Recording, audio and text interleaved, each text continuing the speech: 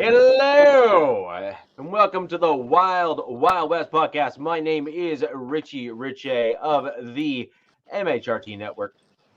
Down directly below, we're going to mix things up a little bit here, Alex, throwing you off guard. What the We hell, have man? we have T3, who's repping the Raiders today. I want to thank T3 for joining us, giving us some feedback on his Las Vegas Raiders. For all you Raiders fans that are joining us today in the chat. Directly over here, we have the real Alex Givens, who has got some splaining to do after Yeah, not incident me. number 2. he's got number 2 to kind of explain and go through. Obviously, Alex, we might have some unique insight on the show here, just given our backgrounds and whatnot, which might be interesting. And then directly over that away, down in diagonal there is the one, the only Robert Garcia representing his Los Angeles Chargers. And dude, that is an orange jersey. At least it Dude, looks it's like yellow. I promise you it's yellow. It looks pretty orange, dude. It Yeah. looks like the orange Dolphins jersey that they Yeah. had. Oh God, those creamsicles. Yeah, where'd you get Yeah. that from? So, is that Alibaba? this, That's what I was is gonna say. this is a DH Gate special. Yeah, yes. yeah, there it is. So I was going to say, Robert, when you buy from the almost authentic stores, When you buy online, from Let's call China, it what it is. Let's call it spade a spade. China. When you get the China stores, unfortunately, yellow is kind of yellow, and you get a little bit more orange than yellow, just because the orange dye is cheaper than the yellow dye. That's pretty Anyway, creamsicle, man. I'm just saying. You get what you Yeah. pay for. Yes, Yeah. you do. Yeah. So I'm gonna we want to quickly capitalize what we have T3 here to give us a rundown, shakedown on the Vegas Raiders. We covered a lot of your draft picks, Tom, on the last show, or at least some of them. And we really wanted to dig into UDFAs. That's what we're delving into here. Since we didn't hear from you last show, interest in your thoughts on both draft and UDFAs as a merged combo, and interest in your takes and thoughts. Well, guys, first of all, thanks for having me on. My time is going to be brief because I'm here at the airport. So for all you LA Charger fans out there, I'm actually wearing your blue and gold tonight. So I'm representing your colors, repping your colors. now, having said that, speaking of the Chargers, I got to thank you guys. When the draft rolled around, I just assumed that you all would pick up Brock Bowers and get a dynamic offensive weapon. And to be honest with you, when the Raiders pick came up, I was thinking Tuliase Fuaga because I thought that Bowers had already been picked at that point. So when they announced Brock Bowers, I thought, wait, hadn't he already been gone off the board? So it was a pick that surprised me, but one that for first time in a long time, Raiders fans can say they drafted the best player available. You know, I had him top 5 out of all the people that were available for the draft, and the fact that they were able to pick him up at 13 was just a shock to me. I think JPJ, the guard they picked up in the second round, is a really excellent pick. I wouldn't be surprised to see him starting. The third round pick, the guard, that was a little bit of a head scratcher for me, the guard tackle. I think that may be a little bit of a depth piece, but I'm not sure that that's a guy who's going to jump in and start right away. Your fourth round pick, your cornerback, he might be a starter as well. So, you know, people have asked me up and down the board, how did you grade the Raiders draft? And I'll say the same thing to you guys that I say every year. When it comes to grading a draft, I usually wait 2 to 3 years because you can't really tell how a draft class is going to do until they have really measured up their rookie year and then gone into their second and even third year. Now, when you look at that, the Raiders typically have had horrible draft classes because they haven't had a first-round pick to make it out of the chute. Much less have a first-round draft pick be re-upped. But now, hopefully, this is a difference. So we shall see. I'm thinking that the Raiders have added good depth. I did think that they were going to draft a quarterback. The fact that they didn't leads me to believe that they're pretty confident in what they have with Aiden O'Connell and Gardner Minshew. Not saying that they're going to set the world on fire, but you never know. If you get good components around you and you play good offense and you have a good stable defense, which the Raiders are starting to build along that side of the ball, you can do great things. I mean, there have been Super Bowl winning quarterbacks who have not been stellar quarterbacks, who've been surrounded by great teams. You know, to the same token, you have excellent quarterbacks, game-changing quarterbacks who got thrown into the wolves and didn't have much to support them and ended up getting trashed. You know, the one that comes to mind right off the bat is Derek Carr's older brother David, who was drafted first overall in 2002. A lot of first-round QBs. Yeah, they threw him into Justin the wolves. Fields. Got him chopped up like a Dyson-matic. But And he won the Browns took. Yeah. Well, Tom, in fairness, he still kept the great hair. Yeah, but I like what the Chiefs did. I was scratching my head with the Broncos and Rich. I did not catch all the comments, but I really felt like Bo Nix was a second round grade, and I think it was a stretch to get him when Brock Bowers, if he was still on the board at the Broncos pick. I felt surely that would have been the play, but having said that, we'll see how things are going to go. I still think the Chiefs are the cream of the crop. You got to give my bet to the Chiefs. Sadly, we're as not Ric worthy. Flair, as Ric Flair from wrestling used to always say, to be the man, you have to beat the man. And until somebody does that, we have to anoint the Chiefs and tell them that that's who they are. Was that Ric Flair? They're at the top. Yes, sir. Yes, sir. Woo! But overall, I think this was a very strong draft class this year. I think that there's going to be a lot of people up and down the board, a lot of rookies that are going to start. And I would be surprised to see a fair amount of rookies end up with Pro Bowl certifications this year. Woo! Yeah, I'm definitely with you on that, Tom. I thought I was shocked Brock Bowers went as late as he did. I think if you would have swapped your first round picks with Atlanta, I think everybody would have came out of the draft like, yeah, all our teams had a fantastic draft. We're all happy with it. There's a ton of talent in this year's draft. I feel like this is probably one of the more talented draft classes we've had in a while. Because you really look at every team that came out of it, and specifically our 4 teams, and nobody, apart from the Falcons, really had a bad draft. All our teams tackled, I feel like, the positions of need. Obviously, the Raiders didn't lock up a QB, which a lot of people wanted them to do, but they definitely set foundational pieces. But like you said, Tom, I think the one thing I would have changed is, you take Fuaga in the first round, because no matter what, like you said, whether you're rocking out Minshew or you're rocking out AOC 4, you're gonna want to protect him regardless. What's it called in Indianapolis? Man, I'm getting flamed on the pod. Just because you got that creamsicle. Rich, can I jump in? Can I jump in with one more quick thing before I got to go because we've got a flight coming? Yeah. I'm gonna tell you all because the schedule is going to be released pretty soon.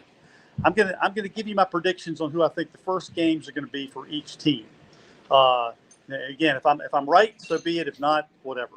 But Kansas City, first of all, typically the Super Bowl champion has hosted an inter-conference game in week 1.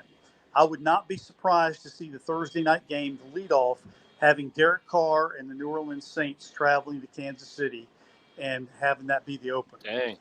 That's got a lot of intrigue there. If not, it's definitely going to be there. If they're going to go with an AFC opponent, you've got Cincinnati and Baltimore to choose from, both of which would be tough matchups. I think the Texans would be a great matchup too. Texans would also be a great matchup. Yes, I looked at that one as well. But if I had to pick, I would say the Chiefs and the Saints. Now, I think that the Chargers and the Raiders are a definite Week 1 potential matchup. Yeah. And I think it's going to be in L.A. Here's the reason why. For those who know, Jim Harbaugh was the last coach that Al Davis really made a hard play for before he passed away. And Harbaugh turned him down. And of course, all the signs were pointing for the Raiders to eventually return to LA. I think it'd be natural to have Harbaugh and Pierce square off in LA in game 1. So you have the Chargers and the Raiders. Now, as far as your Broncos go, I can see the Broncos and the Pittsburgh Steelers in the first week of the season. Russ revenge tour. Russell Wilson taking on his Russ v. Peyton. So 3-round fight. Those are my calls here. So if I had to, and I haven't talked to anybody, haven't seen the inside information, but I say the Saints and the Chiefs.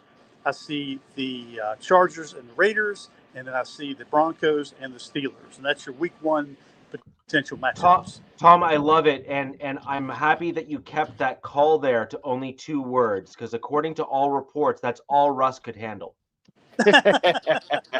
Oh man! All right. Oh come on, that was good. That was good. I'm gonna have to exit because I've got a flight coming in from Tampa here. So, but you all have a great evening. Everybody on the show. Hope to catch up with you all next week. Yes, sir. Have a good Appreciate one, Tom. Have a Thank good you so night. much. Appreciate it. Okay. And so guys, that was T3. You can catch him. He has a podcast of his own. Live from the runway. Literally live from the runway. What other show you get that on? No. Yeah, probably a view that none of us will ever see again from in an airport ever. Yeah. Actually, we're gonna need to. Yeah, we probably need to scrap that. That's probably insider info. Yeah. Everyone forget you just saw that. Yeah. What airport? Yeah, exactly. You do the Men in Black eye exam. Just look at the camera. So I actually think there's some interesting pieces there, and I did want to mention something to Tom, but obviously his time was limited, and we weren't able to really get into it. Mm-hmm. And so as an example, when you look at the way that the Raiders built, I thought they were so close to having that ideal draft in my mind. Love JPJ, absolutely love the pick. My only concern with what the Raiders did with that particular draft, and I didn't get a chance to ask Tom this, which is they drafted a tight end pretty high up in the draft last year, if I'm not mistaken. Second round. Second round. The best available tight end. And he was literally the best tight end in the draft last year by consensus. Yeah, he's not Brock Bowers, though. I would have to agree. Now, he may not be Brock Bowers, and that's fine. But the point is that an indictment on how they feel about their current tight end that's basically going to do a second year, right? Is that them saying you ain't good enough, my man? I guess what I'm trying to get at here is when you're building a stellar roster, like a roster that's going to sustain the test of time, when you have an opportunity to draft consensus number 1 offensive center in the 2024 NFL draft in JPJ, and you do it in the second round, which is just wrong. Yeah, like when just he was wrong. Consistently, they said that he's not making it past 20. Wrong. Yeah, like he's not making it past 20, and they get him 20 picks after that. Yeah, exactly. So that's just wrong, and all the kudos in the world for the Raiders for doing exactly, what all of us wish we could have done, right? Okay, so you got him. But then you have a young rookie quarterback. And if you're going to put forward an offensive line in front of him that's going to be great and truly say, hey, can you do the thing? Yes or no? You would then want to shore up a position that, and every Raiders fan that's ever come on the show, to my knowledge, who's agreed that they need a right tackle. You need to shore up that right tackle spot from now until in the future. And the consensus number 1 or 2 right tackle, certainly the best run blocking right tackle, was still on the board at that point, and then ended up going 1 pick later to the Saints. And that's why I really thought he would go, because that was the kind of offense the Raiders ran last year. You pound the rock, let AOC or now Gardner Minshew. I'm assuming it's going to be Minshew the starter. I think he's the starter on the depth chart. Well, no, really, is it AOC? I think it's a comp. Oh, so they're gonna let him battle it out. Okay, whoever it is starting at QB for them, I mean, you got to give them a solid run game. Like a quarterback's best friend is the run game and protection. So you could have addressed two of those biggest needs with that one pick, and that's why I thought it made all the sense in the world. Credit to the Saints for not letting him fall past them. But yeah, Seriously. I think the Penix pick at 8 kind of sent a little bit of there was still some shock waves felt throughout with some picks. I think after. they were going Penix, man. I think they were too. They for sure were planning on Penix being there. Yeah. And My only wasn't. thing I would have wanted to see would have been if they didn't go to Penix, would the Broncos have then gone Penix instead of Nix? But if we're going like what Rich was saying last week, that Nix was Payton's number 2, then yeah, they were Nix all the way. But yeah, I want to see yeah, like Erica's saying in the chat, yeah, they need Josh Jacobs back. That if he would have stayed, that would have been then you look at it and it's like, okay, they got a solid run game, bona fide, do it all back. Like they got some they got some talent there, but with no solid, I mean, you don't know, no solid run game, no proven run game, I should say, and with Zamir. Zamir White and I don't even. He did murder the Chiefs in that one game. they will not let you. Looks like he will murder some defenses. Just he's aesthetically pretty good looking RB, but he does look good. Like so, said, but unproven. Yeah, he would have looked a lot better behind Fuaga. I feel like so. Yeah, he needs to prove it game over game, right? Yeah. Like, this is the thing, right? Is Josh Jacobs was the guy that was able to do the thing week in and week out. Game over game over game over game over game. And let's put it this way: when you have all 3 of your division rival teams who have a consensus, we don't want to play against that guy, you want to keep that guy, right? Like that's like, you know what I mean? Like that's like this should not be a challenge. This should not be something that is difficult for all of us to kind of eventually agree on. And kind of going back to what I was kind of getting at with Fuaga or shoring up at that right tackle spot for the Raiders in the draft. At T3, if you're still watching, go back and listen to my comment. I'm very curious in terms of what your thoughts are in terms of my comment and question about the tight end that you drafted and what that means for your team. We didn't get a chance to ask live on air, but curious in terms of, what your thoughts are. But when you have Fuaga or someone like him on the right side of your offensive line, and even if you then don't end up with your quarterback who's currently on your roster, you can safely then say that you can lock and shore up that gelling on that offensive line and say, I don't need to worry about that core unit that is basically an independent one on my team. I can now go up and trade 2 1s, maybe 2 1s and 2 2s, even if I absolutely have to then target my quarterback of the future that I actually want in the next draft or 2, and really start to field a rather dangerous team at that point, because then you have a quarterback on a rookie deal, so you're not paying that $50 million salary that the Chiefs and everyone else has set the market for. I'm not saying that's a bad thing, Alex. I'm just saying it is what it is. Mm-hmm. And you're getting a rookie quarterback who can allow you to pay those linemen who are then you're going to be able to assess, top right tackle maybe, or top left tackle, or your top center, and you can extend those for a longer period of time. And I think that's a good thing for the Raiders team if they wanted to do that. Yeah. Did you guys see the oh, sorry. No. It wasn't going to be a great point anyways. I just piggyback off of what we're talking about. Did you see the report? I think it was Mitchell, the corner from Toledo. He was on some radio show, and he said the Raiders called them and told them it was a coin flip between him and Brock Bowers. So that, I mean, who knows how accurate that is? But I would hope Buddy would not just go on a radio station and say that. It's like, man, if it was down to a coin flip, that kind of tells me that they thought they were going to get a QB there. And, also, but why would you also tell him that? I know. Why would you call a dude that you didn't draft and say, hey, man, if it was tails, we were going to take you? Like, you had a 50-50 shot. That's what I'm saying. That's terrible, man. I'm sorry. That's like so disrespectful. As him, I'd be like, why are you calling me? It was Arnold. Okay, I knew it was one of them. I saw it. Oh, but man. yeah, I mean, but still, with that being said, I mean, I definitely, you could see, like we said last week, you could see outside of maybe the first round pick, that they made strategic draft choices to fill positions of need and guys that could do that quickly. So, you know, I'm like, I thought the Raiders had a great draft, and interesting to see how it all works out.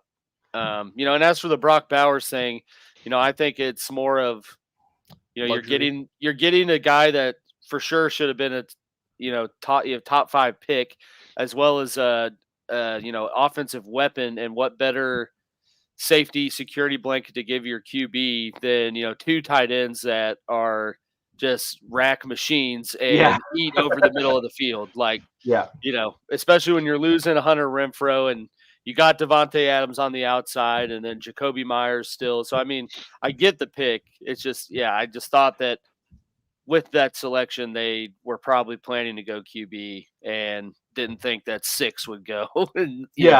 First 8 picks, 9 picks, or whatever. Yeah. Well, first 12 picks. 12. Yeah. Nick's was the last because they were 13. So, and I don't disagree, actually. In my opinion, I always felt that the Raiders' best pick in the first round was Fuaga. I actually don't think you need to get a QB, because I think you have 2 somewhat talented QBs already in your team, and I certainly think that your QB room has got enough talent in it that you can be competitive. But the problem that we typically end up with in the NFL, especially with the good or great teams, and frankly, you need to only look that way to see what a pretty solid D line can do. When you have 2 to 3 solid rushers that you're facing on the other team, they can split both out wide and target that weak link, which is your right tackle. They can slide a guy inside if you have a weak interior, and then start getting pressure that way. And that's what the concern is that right now there are question marks on the Raiders' offensive line. And trust me, my Broncos are not anywhere near perfect, but you're also not going to hear me say that either. So we'll start there. And so that's my whole point, right? Which is, I think you had the draft capital to get what is effectively most people consensus lock as a solid run blocking right tackle, and you can kill it. And then imagine if you got the best center and one of the best run blocking right tackles in the NFL draft. Dirty. That would have been The one thing I will say, though, is I'm interested to see how JPJ kind of takes over ownership of the line. I mean, I know they're kind of talking about the center guard, but I mean, we talked about it with Corey Linsley. You could see it with Creed Humphrey. I may be biased as a former center, but a center, especially one that knows how to make the calls and run the offense and set up your blocking schemes, makes your line 100 times better, regardless of who are the other 4 guys. So, in some aspects, if they hit on the JPJ pick, they might help out their right tackle a little better. And it could be someone that doesn't need to be Fuaga to be good. So that's why I thought it was good that they went center and he fell that far for them to get him, in the second round without making any moves. And that, I think he could be kind of more so the missing piece than, say a Fuaga or one of those other tackles, because of, his cerebral component that he brings to the table. No, I don't disagree with that. It's just that when you look at your premium positions, you are I love it. I love it. I absolutely love it. But when you look at the premium positions, even amongst head coaches, I mean, look no further than that man's head coach right there. What position did he target? He went and said, left tackle, please. Give me the people that move other people against their will. And I think we spoke about it last show, but I'll say it again. I said it in multiple chats with the fans of the show as well as others. We upgraded now. I would say upgraded. Just forgot to charge the thing I usually use. So what we saw from in LA, and I think you're going to see this happen likely for your Chargers there, is you're going to end up where Alt will be on the left, and you're going to end up with your stalwart like ending up on the right. I think too many people forget that he was consensus best right tackle in the draft when he was drafted, and it was not even close. Yeah. Like not even like it was like him, and then there's like Penny Sewell at left and Rashawn Slater at right, and then everybody else. Yeah, and then you happen to find out that you found like a unicorn at tackle who's like, oh no, I can do left and right, because it's fun. Oh, you didn't think? Oh, you think I could do left tackle? Yeah, cool. Here's an all pro season for you. Yeah, a few Pro Bowls and we're good, right? Like that's cool. You're all right with that, okay? And that's where you landed with Slater. But let's be real. When you talk to any tackle who is of any caliber that's even close to like Pro Bowl or Hall of Fame, the consensus is left tackle. When you are a gifted right tackle, your strength is on the right side because you've built up your physique and your technique surrounding playing the right side. Just because you got yourself a unicorn, good for you. He can swing over to the left if you absolutely need it, and you could throw some rando guard if you're, if you end up needing to. But at the same time, like you've got a unicorn, but you want to put that unicorn back where they're still strongest, and I believe that he is still strongest on the right side. Yeah, I agree with that. The only thing that would kind of worry me, but then at the same time, you got to kind of trust this coaching staff and the direction they're going with this team. But the only thing that would worry me would be that Slater has already played consistent at left tackle for the past 3 years. He was injured for one of those, but him switching to the right would give me some pause because it's like, damn, he's already played. We've seen him play already at the highest level at left tackle. So would I mind it? No. I'm also kind of just at the point now where it's whatever Harbaugh and them decide. I'm supporting it. They're watching them and they're seeing them in practice and where their strengths are. So you know what, if he feels that Alt would be better served on the right and he's better on the right, I mean I can't be mad at it. Like you said, Slater's put up an multiple Pro Bowl seasons at left tackle. Like, thanks, I'll happily take that at left tackle. And then you have the behemoth 6'9", where if there's, and which they're from in our division, there's multiple pass rushers you got to be weary of. Yeah, I'm good with that. I'll take that every day of the week. I agree. Now, before we go too deep into draft and all this kind of stuff, I want to kind of shimmy shake it back a little bit here, and I want to start discussing some news. I'm going to go first real quick with some news of my Denver Broncos. And this will be quite just a quick little, aside. For those of you who don't follow the Broncos or don't really know the roster composition, we obviously went out and got Zach Wilson. So basically soccer moms in Denver have been put on notice. But once that, bulletin went out, basically that was a bit of a nail in the coffin for Ben DiNucci. And it was just announced today that he's been cut from the team. Likely transaction will be processed. No more DiNucci. DiNucci. In honor of this Snokey's bad. Get it out. Yeah. So DiNucci's been cut from the team, and that's going to reduce our quarterback room down to 3 again, which is kind of what I expected to see. It's unfortunate, but I also do think that I did him a solid because I think that they knew that he wasn't going to make the roster. And I think that by releasing him now, it put him in a position where he can get signed by another team. And I think he's good enough to make another team as a backup QB because he showed some real chops when he ended up playing in the feeder league there. He's with the Cowboys, he was a Cowboys starting QB for like half the season. He was good. Terrible. I think that's why he still kind of sticks around. Yeah. Anytime you can get a backup that has in-game experience and for multiple games, it's always a good thing. Yeah, absolutely. So I can totally see him. I can totally see him land with any team that has a rookie quarterback, but then doesn't have that solid veteran behind him. I could also see him land with a team that has an aging veteran that's potentially going to get hurt, where they want that like the Saints, pull cord, pull cord and break glass in case of fire. That's a lot of cheddar.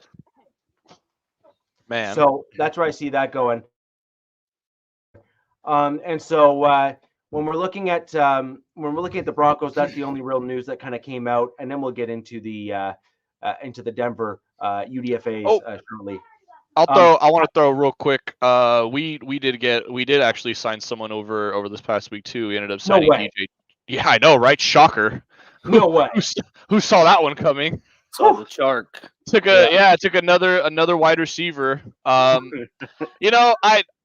Hey, he's a freak athlete. He is a freak athlete. Sub 4.4 speed. So I will say body. this. Yeah, big Essentially body. Mike Williams. Yeah, he'll probably also get injured like Mike Williams. Yeah, just cheaper. We have Mike Williams at home, and this is Mike Williams at home. This is the great value, Mike Williams. Yeah. This is the Kirkland. Maybe Mike 5 Williams. games, but only a mil. He might play only 5 games. He might have like 3 touchdowns in those 5 games. We'll take it. Yeah. So Walmart value brand right there. Yeah, exactly. Yeah, I like it. Yeah, seriously, it's literally like Mike Williams, like just older. But I like it. He's a fast receiver. It's just another wide receiver in the room to compete. I like that we're bringing in a lot of bodies. There was rumors that we were looking at MVS for a little bit. Kind of against that, although the only thing I'd be like is like, hey, you want to slide us that Chiefs playbook, and we can see what's what. But apart from that, I like what we got. It's going to be a bloodbath competing for it because yes, Mac is still with the Chargers. Dark. He restructured his deal. Him and Bosa went ahead and stayed on while we lost both our wide receivers. Well, you don't have to worry about it too much. At least one or both of them will be hurt, although Mac is probably the least likely, believe it or not, to get hurt. But, yeah. I got more confidence in Mac playing than I do Bosa, which is crazy. Sad. Yeah. But I don't know, DZ. I think Davis has significant value in the return game. I mean, he's probably been our best returner since I don't even know when. Like, I can't even remember the last, probably like Eddie Royal and Benjamin. Yeah, Travis Benjamin. Yeah, so I think he serves a valuable spot as the kick returner, and I mean he's just got insane speed. But we'll see what they do. It was just a kind of signing, just more depth, but we'll see what happens. Sorry, I just want to quickly highlight this. Dark, just to be clear, I literally just said on the show, and by the way, if you can't read, this says Broncos here in front of it, that I actually thought that the Raiders had a fantastic draft, and I literally meant it. So let's simmer just a little bit. We're here to talk football. We're here to kind of razz a little bit on each other's teams, and that's cool. But I will always answer Raiders fans' questions 100%. And we are running a show, so we are doing our best to pull up as many comments as we can and interact with as many of you as we can. So thank you for joining. I know it's great. That's pretty good, though. Yeah. That should be simmer, but hey, it's a thought that counts. Yeah. So, anyways, as we that was funny. I'm not gonna lie, that is very funny. As we look forward to Alex, obviously the next. I'm not answering your question because you're asking about Mahomes playing for the Raiders. Okay. Only thing I can tell you with that is get some help. Oh man. Those are the ones we wait till the end of the show. Alex, basically the problem with that is the NFL has rules with the number of first-round picks that would be required for that to happen. Yeah, it'd be like a Herschel Walker level trade. Yeah. It was 3 years of all your draft picks. The Raiders would need to acquire every other team's first-round draft pick, and even then, that might not be enough to get Mahomes. I agree. So when we look ahead, Alex, this is obviously the next part. We do need to cover it, and no news out of KC, so that's good. Well, there was some news. No, I'm kidding. I'm going to fight you. I mean, sorry, that's right. That's right. What was that? That's the attorney in me. Deny and deflect until I absolutely have to answer. Yeah. Objection. We're moving on. No, but Rashee Rice just can't stay out of the news apparently. I talked about it last night a little bit on Coach's show with Kurt. But yeah, I mean, we had reports I think dropped yesterday and now I think it's been added to that police are looking into an alleged assault of a photographer when he was coming out of a nightclub in Dallas. Like, it's just like, dude does not get the the standard advice of, hey, why don't you lay low for a while until this clears out. And is going to a place called the Lit Kitchen, ironically enough, and just continuously making poor choices while already dealing with eight counts of 8 criminal counts for the speed racing incident and unfortunate accident. And now we'll see. This is kind of just the cherry on top. I know I said last night that I don't think ultimately this will add to any sort of suspension. I mean, he's getting suspended for sure half a season, regardless of, how the wreck plays out. I don't think that this will really add more because you look at, I think of like Devontae Adams last year or 2 years ago had a similar situation. Now, granted, wasn't coming out of a nightclub at 3 a.m., but, shoved/assaulted a photographer in Arrowhead. And, there was no suspensions or anything that came from that. And I would think the NFL would be a little more brash on some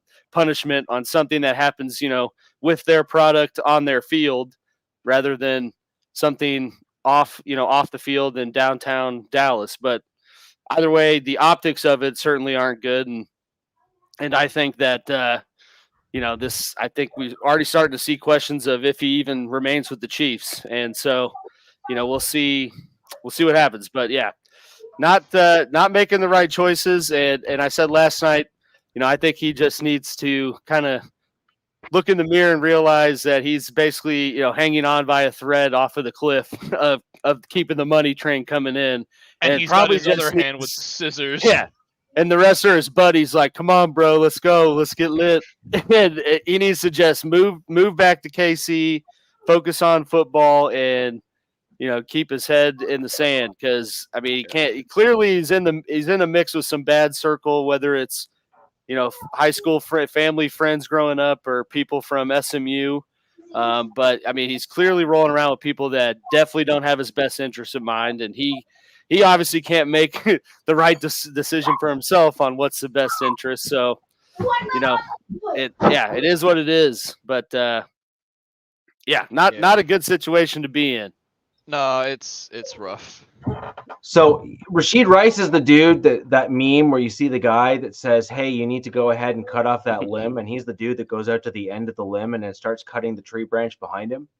And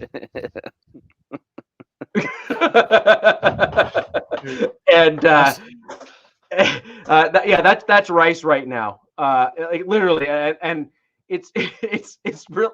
Like I say that as a joke, but at the same time, I'm only half joking when I say it. He had an opportunity with the previous incident to look inwards and stop. And just stop. Stop breaking the law. Yeah. Like, just stop. And there's a liar reference in there somewhere. Yeah, that's right. Stop breaking the law, asshole. Yeah. And here's a reasonably good example, right? Which is that's good, Cowtown. I gotta give you that. Give you that credit. Yeah. So here's an example: is Mahomes' brother is clearly got some issues, right? I think that's fair to say, fair. Just putting it lightly. Yeah, and yet Patrick has managed to realize that there's the way to go and there's the way not to go, right? Yeah. And yet his brother has just like thrown that out the window and said, "Here, hold my beer." And go ahead and do all the stupid things all the time, right? And so Patrick, had an opportunity to likely go down that road as well, because they would have had similar upbringings and so on and so forth. But Patrick clearly knew better. He was able to navigate that better. He was able to think. He was able to do the right thing. Maybe put better people around himself to not make stupid choices. All those sorts of things. Maybe not have a victim mentality and maybe have someone who says there's a piece of adversity there, I'm going to overcome it. Whereas maybe his brother has the exact opposite, to say, oh, poor me. Those are two different outlooks on life in terms of how you can approach the same situation and end up in two different outcomes. And so I do wonder if that's what we're dealing with here, is we're dealing with Rashid Rice, who has not looked inward, who has not taken the time to do the right things. And at some point, I do think Andy Reid needs to make a decision on this himself. I think he needs to either say, listen here, young man, you either do the thing or you don't do the thing. The time is now, effectively. And I know Andy Reid is big on second chances, but at some point, the dude's got to help himself. Yeah, I think in terms of his suspension, the only thing that kind of gives me a little bit of belief that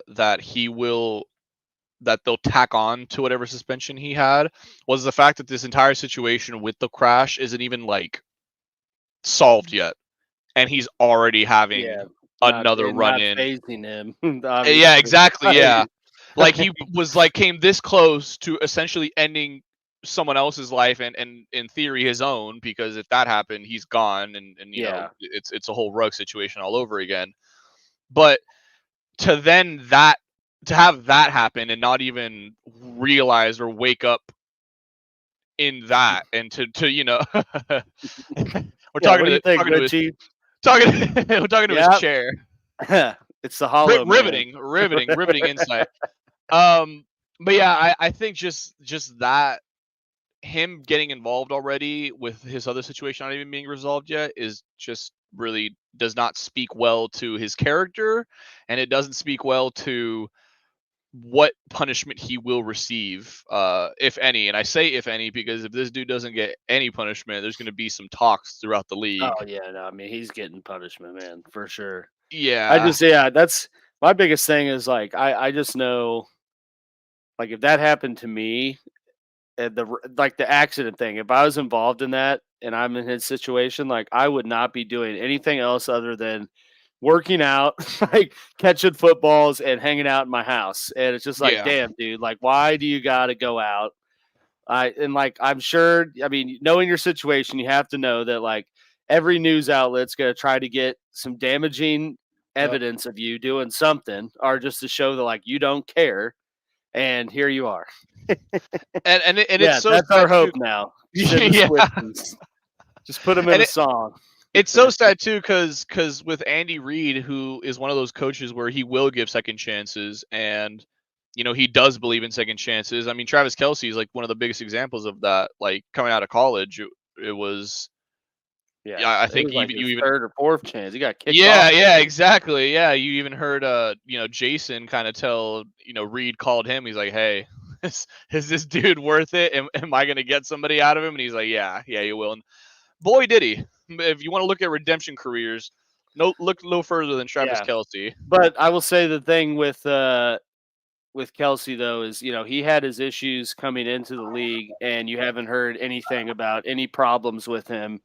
After the fact. I mean, earlier on, he was a little bit of a piece on the field, getting, personal foul calls and all this stuff. But I mean, in terms of off the field or doing stuff damaging to the team, none of that. Whereas Rice kind of had a similar narrative coming out of college, and we're seeing that be amplified more on Twitter now, where you see all these, just burner NFL accounts are several teams didn't even have Rice on their board because of character issues.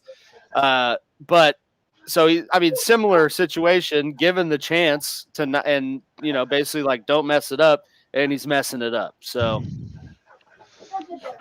yeah, it's definitely a. Richie took the invisibility cloak off, so that's good.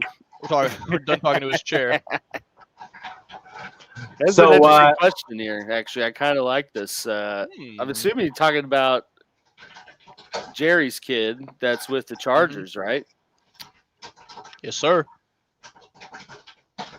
I think it's still. I mean, for any wide receiver, obviously the ideal situation is to go to the Chiefs because you get to play with that quarterback. And they pass. I mean, you just know they're going to Yeah, exactly. And they throw the ball. I don't think it was necessarily a bad situation coming to the Chargers either, though, because you have Herbert, who can absolutely sling the rock. And no competition. Exactly. No proven competition. Right. You go to essentially a barren wide receiver room that, it's going to be a battle. It's going to be a fight for starting position. And he's coming from USC, in which he played with a strong-arm QB who could throw it 70 yards deep with the flick of the wrist. So I think his transition will be a lot smoother with the Chargers than it would have been with some other teams. But I mean, you can't go wrong with the Chiefs. I mean, look, they just make every wide receiver look like a starting caliber wide receiver. So yeah. Yeah. Well, if I'm looking at this, you have two questions to ask. One, is Brendan Rice going to even be close to where his dad ended up? And I think that your short answer is no, because we haven't really seen. Damn, dude. Sorry, the odd one. Sorry, let's put it this way.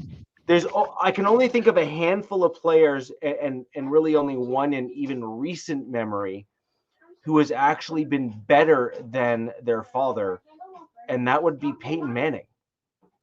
Yeah. But it's like, I mean, you know how much pressure those kids have, like, their whole lives? Yeah. It's like, dude, your dad is the best wide receiver to ever play football. Like, you better, and you're a wide receiver too, like, you better be good. It's like all of Michael Jordan's kids, trash.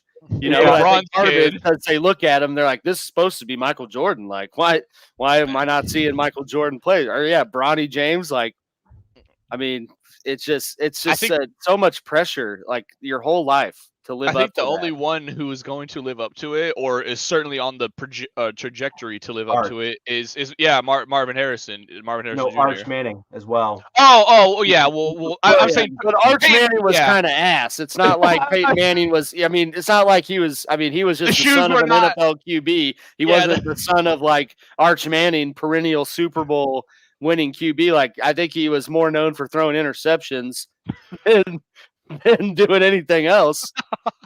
I mean, I feel like Eli even kind of, I mean, not even really. Eli did have a better career than Archie Manning. Like, both his sons kind of lived up to that.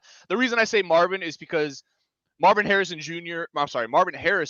was, at the time he retired, universally regarded as like a top 10 wide receiver of all time. Like, you could probably even throw top 5, I think, when he retired. It wasn't really that close. But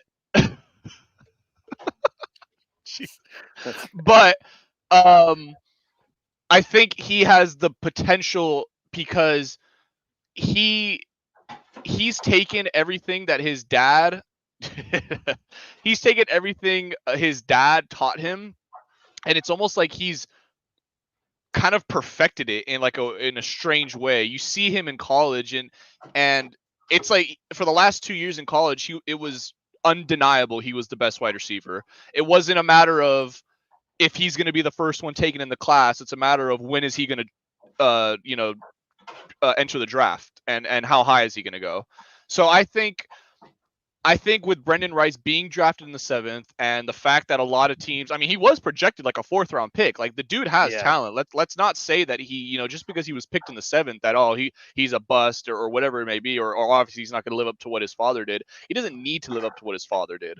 Okay, he just needs to be the best version of himself. And if he can apply that to the Chargers, that's all you're going to – I know Jim Harbaugh will get the absolute most out of all these players that he has on this roster. So if he does make the team and, he does make the 53-man, I will say, you know what? He earned it. It wouldn't have been just because, he's the son of the greatest wide receiver ever or the argument for the greatest wide receiver ever. No, he put in the work. He studied the playbook. He did what he needed to do to earn his roster spot.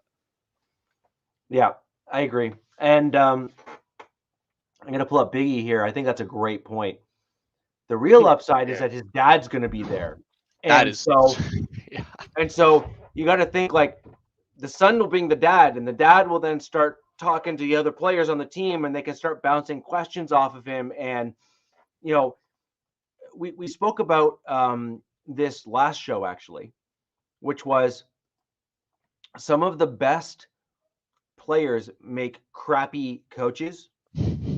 Like they just do. They make awful coaches. But the thing with Rice though is he had to work every step in order to get to be his status. Like he didn't start out as a consensus like first overall from pick like Mississippi Valley. Yeah, he was like, he took the long road to get to be the best wide receiver of all time, consensus really at this point. And so then the question is like, okay, well, that could actually make a pretty good coach. In fact, that could even make a great coach. And he seems to, if memory serves correct, to be reluctant to want to coach. But with his son being there, that might change. Yeah. Right? Yeah. And I'd say another thing too with I think one allure with taking especially kids of professional athletes, like you look at Mahomes. I mean, dude was always poised even his rookie year because he knew going into it like what that entails. He wasn't the first one of his family to make it into a professional league. And so, taking someone that's kind of come from that bloodline, like they're going to know, right. They're going to be prepped a little bit of like, this is going to be wilder than you expect. And, this is what you need to focus on. And so, that they kind of half of the battle is completed for them. Then it's just up to them to put in the rest of the work to, put the performance on the field and make a name for themselves rather than being compared to, like their brother, dad, whatever. Yeah. Yeah. I agree exactly. With that. If you want to put up too, DZ's comment really quick too. I think with this is one of the biggest issues that a lot of players coming into the league face now. Not even so much just sons of former NFL greats. I think a lot of players have this issue where they take it too personally on social media, and a lot of these Twitter trolls and a lot of these people that just kind of say these wild takes purely for interactions.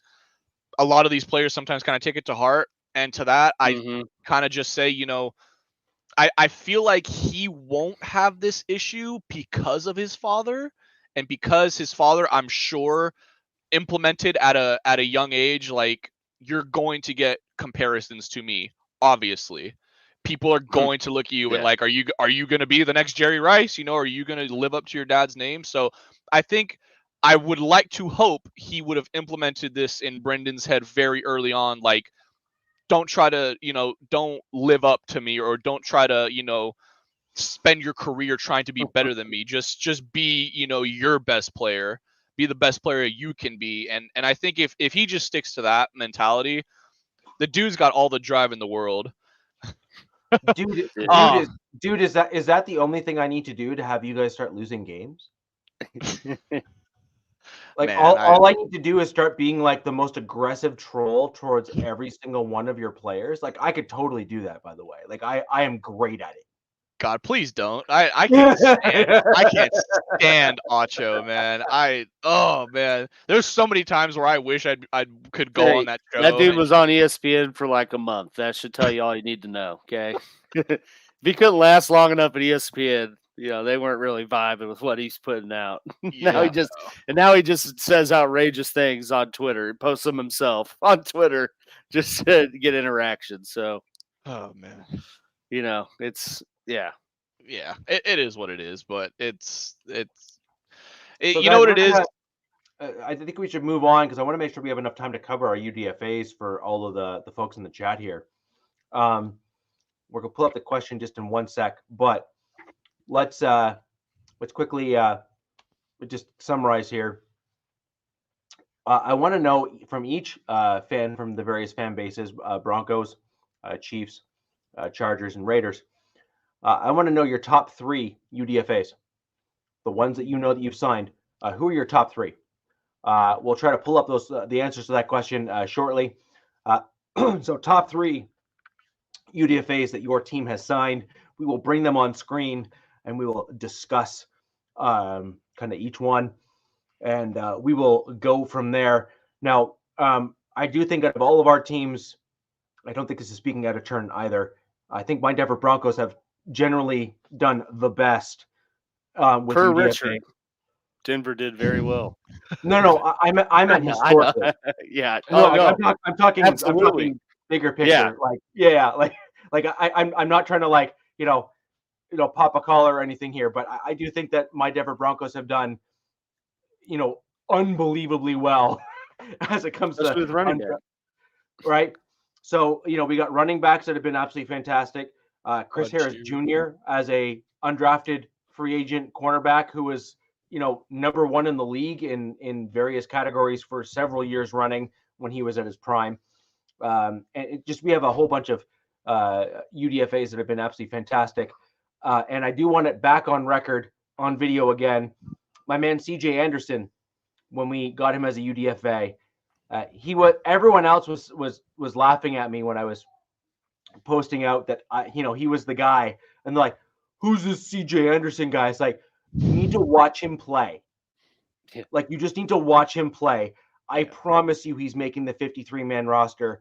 And I have it. I have my handle that I posted it under of me predicting the day our UDFAs were solidified. I said CJ is making the 53-man roster. And that year obviously made the 53-man roster, and kind of the rest is history. But he is a fantastic player, running back for our team in recent history. Chris Harris Jr. is another guy, and we've had a few others. Philip Lindsay is another one that's been a little bit more recent than that as well. Philip Lindsay is a hometown hero for the Broncos because he came from CU. Yeah, he lived in his parents' basement. Yeah, playing for the Broncos, dude. That's crazy. Yeah. And wasn't he the first undrafted player to ever make a Pro Bowl? Or Pro Bowl? And I think back-to-back 1,000 yards. Oh, in his first year. That's right. Yeah. And he had back-to-back 1,000-yard seasons in his rookie and second year in the league, which is pretty remarkable. The only problem, though, is he had a real struggle in blocking. He just never really developed as a pass pro guy. And so the problem is you kind of knew what you were running when you had him on the field because you couldn't have him pass pro. Block. Yeah. And so it was a bit of a telling sign, and it kind of became a little bit predictable. I wish he developed that element of his game, and I wish he kind of took the extra time to really focus on it. Because I would have loved to see him stick around with the team because he certainly had some good bursts. And it would have been a wonderful addition to our team. He was a little undersized, wasn't he? Yeah, I think that yeah, kind of. Yeah, I knew he was. I will say that was one thing when Eckler, because he was an undrafted free agent for us too. Yeah, that's Antonio Gates would like a word, but that's an argument for another day. But I was gonna say with Eckler, he had that blocking aspect down to a T, and I think that was a big reason why he made the roster when he did as an undrafted free agent. He's always been a great blocker. That's something that Washington will get out of him, is they know when they put him back there in pass pro, he's going to hold up his own. The dude's built. I will say that. For all that he died off as an actual running back, the dude can block. Yeah. Yeah, no, I agree. So when we look at all the things, Biggie, you and I go way back. I do know, you're a Broncos fan, all that good stuff. I do think that actually you could check my X feed, so I will own posting this and announce that I posted these sorts of things. I think we devolve conversations when we start pointing out team accomplishments. When we speak about individual accomplishments rather, I think you're kind of cross-talking at that point, and you're almost gaslighting the conversation a little bit because you're basically saying this player is really good, and then your response to that is yes, but the team never won stuff. And it's like, if you're talking about individual accomplishments, I think we need to talk about individual accomplishments and kind of keep it within that lane, and then you can have an honest dialogue as we're discussing these things. But I think when we start moving the goalposts as we're having these conversations, I think it makes it more difficult to have an honest conversation with one another. And honestly, I think those conversations need to happen. And so I think that's why I think that's why I get so frustrated with it, is that I think a lot of us are so focused on wanting to win the dialogue, right? Win the volley back and forth, that we're wanting to kind of shift things to allow ourselves to win. I think Antonio Gates and Rod Smith are excellent players in their own right at their various positions. And I think the real question then becomes, where do you put them on the sliding scale of all time at their individual positions? And then I do think some dialogue needs to go into the complexity and difficulty of their various positions that they played, et cetera, et cetera. I mean, I'm obviously going to be slightly biased towards Rod as a Broncos fan, but I also don't think it's you can completely eliminate Antonio Gates from kind of that all-time undrafted free agent conversation. But I have other reasons, not just how many Super Bowls, how many MVPs, how many this, how many that. Why I think Rod edges out Gates just by a little bit. But Robert, that is a conversation for the two of us for another day. Have another day. Yes, but we can have that conversation. Oh, absolutely, yes. But I want us to have it on a level playing field where we can actually start discussing kind of the ins and outs and the nuances and all that kind of stuff. Moving onwards and upwards, though, guys. Moving on to the UDFAs, I want to see not the all-time UDFAs. I mean, this year's UDFAs mentioned in the comments in the chat. Yes, sir. So, Alex, I'm going to throw over to you first, since the Chiefs have not had a ton of stuff happen to them aside from their sophomore wide receiver who just wants to hit people. Hey, Travis Kelce just announced casting for a TV show. So, ooh, fun! Got that. Please keep doing all these. I need all these distractions. Keep piling them up, Chiefs, please. Hey, still won it last year with the distractions, with the most distractions. So, God damn, just go. Just but yeah, no, I mean Chiefs were pretty aggressive in terms of UDFA. I think brought in 17 guys and then signed another wide receiver from I'm missing the name. I think Vanderbilt or Villanova that was invited to the rookie mini camp. But yeah, I mean, definitely some intriguing prospects that they brought in. I'd say the 4 that I'm probably the most intrigued about, and I think probably have the best chance of making the 53 and contributing.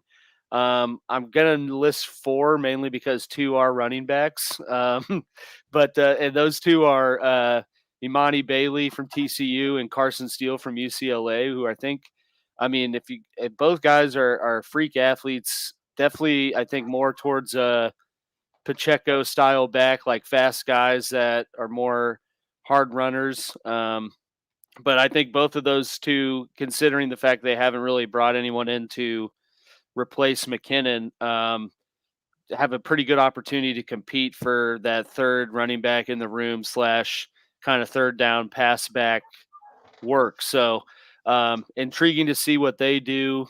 But yeah, I mean, I know those are 2 guys that Veach named specifically when talking about the class of UDFAs that he was excited about, and kind of given his track record of finding, Isaiah Pacheco in the later round of a draft. Like, you got to feel pretty excited if he's naming those guys. And then Fabian Lovett Sr., D tackle from Florida State's another guy that I'm pretty excited about. He's kind of more of your Derek Nandi type, like just a big bodied, great run defender, maybe not totally polished in terms of pressure and passing downs, but I mean, those are good traits you want in a UDFA. And, if he's got the right motor, I think would fit in that room pretty well. And then, kind of just give you more younger depth and maybe a guy to learn from, Chris Jones, and find a way to scheme himself in. And then the last one I'd say is probably the most intriguing one, mainly because he was projected to be drafted I pretty high for being a UDFA, and that's Curtis Jacobs, a linebacker out of Penn State, who's pretty similar traits, I guess you say, and just like a freak athlete, off the chart RAS scores. If you go watch his film, he's kind of like I'd say like a hybrid Drew Tranquil, Willie Gay, like just pretty athletic, but still pretty raw. But I mean, considering they lost Willie Gay, and didn't really sign anyone, I think he has a pretty good opportunity to work his way, into a contributing spot, and maybe even into a more prominent rotation in the LB room. So for the Chiefs, I'd say those are the four most excited about. The rest of the guys, I mean, a lot of wide receivers, a few linemen, another tight end. But I think those four that I highlighted for sure have the best chance and greatest opportunity to, make a name for themselves. Interesting. And I assume that one of the reasons why you think that, say, D lineman, for example, might, be an intriguing option is that there's probably room on your roster for someone like that, right? Yeah, I mean, they did basically re-sign every D tackle, D lineman that they had last year, outside of, I think, Mike Pinnell. So, I mean, there's certainly a spot there, and I think it's kind of an aging room overall. So, if he puts in the work and produces the film, I think he has a good chance to be a depth piece, but also kind of maybe they look at him as kind of the answer down the road. When these guys kind of age themselves out, because I mean Chris Jones is 31, Derek Nandi they brought back, but he's 28, 29. Wharton is a small school guy that plays well in small samples. And then Mike Dana, they literally got off of a couch, right before a playoff game. So, I think he's got a good chance. Yeah. No, cool. I do not wear throwback Dallas Texans gear. Although I did have a shirt with the logo, but I didn't feel I felt kind of dirty wearing it because it's just the whole state of Texas, and then a chief running. I'm like, I'm not in Texas, so I don't like repping that. That's fair. I feel like I wouldn't want to rep anything Texas either, especially if it's Cowboys related. No. And now it's like they got a Texas, there's the Houston Texans, so it's like, yeah.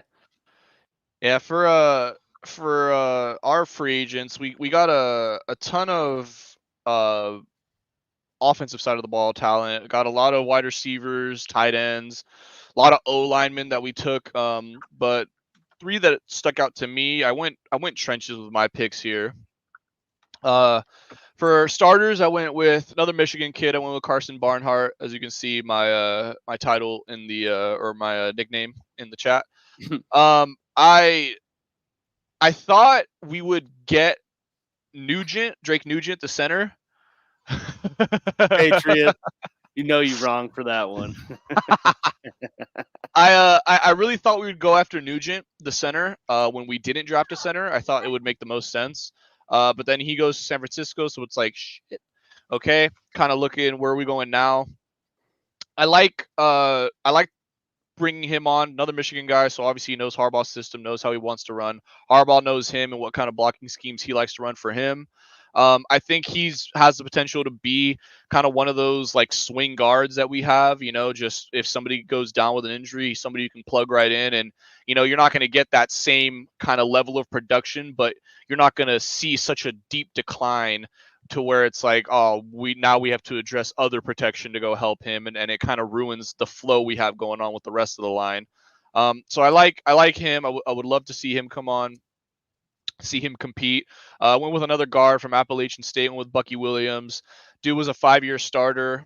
Guy's 6'2", 304. So he's a little bit small to be on the offensive line. But he will probably, again, it's going to be a competing group. You have your tackle set, you have the center quote unquote set, but you're really competing for that starting center position next year after we lose Bozeman on his 1-year deal that we got him to. So I'm very curious to see. I'm very excited to see some of these competitions go down. And then to top it off, I went with Savion Jackson out of North Carolina State. We actually took a top 30 visit with him, which kind of confused me a little bit. I wasn't sure why we did that. But apparently he was getting significant interest from the Rams, Niners, and the Broncos too. So, we'll take that. He's 6'2", 263. There's some rumors that he's going to try to kick inside that. He's more of a traditional edge rusher, but he'll probably kick inside to a 5 technique to start camp. So, we'll see. It's just a lot of it's going to be a lot of trenches guys that I'm excited to see compete. The wide receivers obviously are that room is kind of set. I'm not really looking too much at the undrafted guys we bring in. Somebody could absolutely, step up in any of these positions, but I think the trenches are where I'm going to be looking heavily most this spring, this off season, this Certainly camp going been the forward. theme. Yeah. This is Harbaugh's team for sure with some of these guys that we're bringing on. Yeah, so I'll jump into the Broncos here real quick. I have a list of 6, and I think there's an outlier at 7 as well, which is gonna be interesting. But I'm gonna quickly just rattle off 2 names: 3 names: Blake Watson, Quinton Newsome, and Omar Brown. Specifically, Quinton Newsome and Omar Brown were brought in for top 30 visits, which makes which was interesting. Teams will choose to use those 30 visits for different purposes. Yeah. And the Broncos have been very interesting in how they chose to use those visits. And we went ahead and used them on the Nebraska guys. And I think it left a lasting impression as to why they signed with us as UDFAs. Broncos have a storied history of especially defensive backs and running backs as UDFAs that have come and made the roster and gone on to do great things. Jaquan McMillan is another guy who is a UDFA, who is a starting nickelback for us right now on our team, and he has shown to be a fantastic pickup for the Denver Broncos as a UDFA. And so we have definitely found kind of the diamonds in the rough in those undrafted free agents, and they go on to do some pretty great things for our team. And in McMillan's case, start. So that's a pretty solid. From UDFA to starting Nick. That ain't bad. Hard to write a better story. Yeah. Exactly. Hard to write like a better path, right? It's like I did the thing and I won the thing, and now I'm playing the thing. Outside of bagging groceries at Hy-Vee and then winning a Super Bowl, but cannot be Kurt Warner. No, exactly. Yeah. So that's Quinton Newsome and Omar Brown. Those are the 2 that we kind of brought in and really kind of gave a look to. Another guy, Nebraska guy. So that's 3 of them that were undrafted, signed by. Cam Parker is happy about that one. Yeah. Oh, Cam is all over that, like Skurs, baby. Yeah. And so, Blake Watson is a running back that we brought in as a UDFA. There's a tremendous amount of buzz around him as a player. Had a fantastic college career. Interesting stat: never fumbled the ball. It's a good stat. That's a pretty solid stat as a running back, right? That's a pretty good one. My issue with him is he's 5'9" and 195. Yeah, just a little guy. He's like Danny. It's like Danny Woodhead size. So it's like a Danny Woodhead, kind of Philip Lindsay, kind of that in that elk. I have a bit of a problem with that. 1, can he pass pro? 2, we already have Jaleel McLaughlin. He's already on the roster and has proven himself to be an excellent player and an excellent pickup. Has contributed already. Yeah. He's already proven that he can go from college to NFL and look great at the NFL level. So, is there really room for another guy to kind of follow that trajectory? And that was Peyton's guy, right? Pardon me? That was a Peyton pick, right? McLaughlin. Yeah. Yeah, so that's going to be tough to lose the spot. Yeah. And so then you look at the other guys on the roster: Javonte Williams, Symposium P. Ryan, and then we drafted Estim. Now, I don't know if you've seen a picture of Estim. That dude is jacked. Yeah, he's a specimen. Yeah. And so I see those guys, like, I can totally see, and this is actually where I have an unpopular opinion. I actually think that Williams is going to get cut. Wow. Just straight up cut? So who's beating him out? Well, P. Ryan had a better production last year. So unless Williams can come back and absolutely blow the doors off in preseason, the way I look at it is P. Ryan showed that he could run a a version of the Peyton offense pretty well. And then you got McLaughlin. And then you're going to have Estem, who's going to likely make the roster because they want to develop him and they don't want to lose him. And so that's 3. And then Peyton always runs and rolls with a fullback. Yeah. Because if his offense, that's the way that it works. That's the way the cookie crumbles, dude. Yeah, exactly. And so most even run heavy teams don't go past 4 in the running backs room. So fullback takes out 1, and then you're left with 3 spots for runners. Vikings, Cowtown. Just answer. Yeah. So I just don't see that happening, and that's why I think that as much as I think Blake Watson, fantastic UDFA pickup, and I think you're going to see a few splash plays in preseason. Really, his only shot is to show that he is even better than Jaleel McLaughlin, and I'm not sure that's going to be possible given on-field play proven at an NFL level against real live bullets, last year, right? Like, he was pretty darn productive, that guy, and so you're going to have a hard time beating him out, in my opinion. So those are the Nebraska guys that I just kind of wanted to quickly cover. And then there's Frank Crum, offensive tackle out of Wyoming. I think that he is going to be he's a big dude. He's a strong dude, but he lacks in a little bit of his technique. And so I see him as either a practice squad guy or someone that they retain on the 53-man roster with the intention of development. And then the question is Plavlowski, who was hurt last year, but looked awesome. And I mean awesome last preseason, who was actually projected to make the 53-man roster as a swing tackle and likely potentially even as a starting right tackle. They actually had him potentially starting to challenge McGlinchey in some cases. It's not. I mean, how much is that really saying? Not much. But, in terms of McGlinchey, it depends on who you ask there, Mr. Robert. It depends on who you ask, right? If you ask me, that's a low bar. Right. If you ask others, they're like, I can't believe it. Take that with what you may. And let's just put it this way. I have called more games for the Broncos losing and gotten it right than those other people that are surprised by McGlinchey not looking good. I actually expected McGlinchey to look better than he did, in fairness, and I will call my own unfortunate predictions. I expected him to look better in a Peyton offense because I thought Peyton put his guys in better spots. Right. What I forgot, though, is the front office are not Peyton people. And that's where I've now adapted my mental math on this and why I've kind of adjusted down some of those recent signings. I think now we might be in a better spot, but I have to kind of wait and see how the different pieces gel. But Frank Crum, either 53-man roster or for sure practice squad, and may get called up because they're probably not going to want to lose him.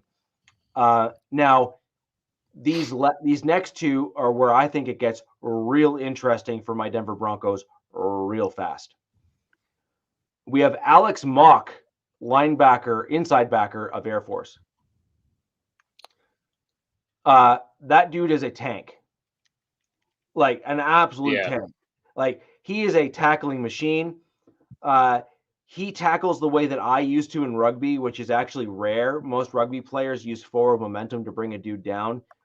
I lifted guys up and then drove them to the ground, which you're actually not really legally allowed to do anymore, but I don't care. I just don't. Just don't come in Richie's zone, man. Yeah. So don't come in my zone, we won't have a problem. Yeah, don't come in my zone, we won't have a problem. You come in my zone, you're gonna feel pain. That was the plan, and the goal is knock the wind out of you, drive you to the ground, and hopefully you avoid me the rest of the game, and I'm fine with that.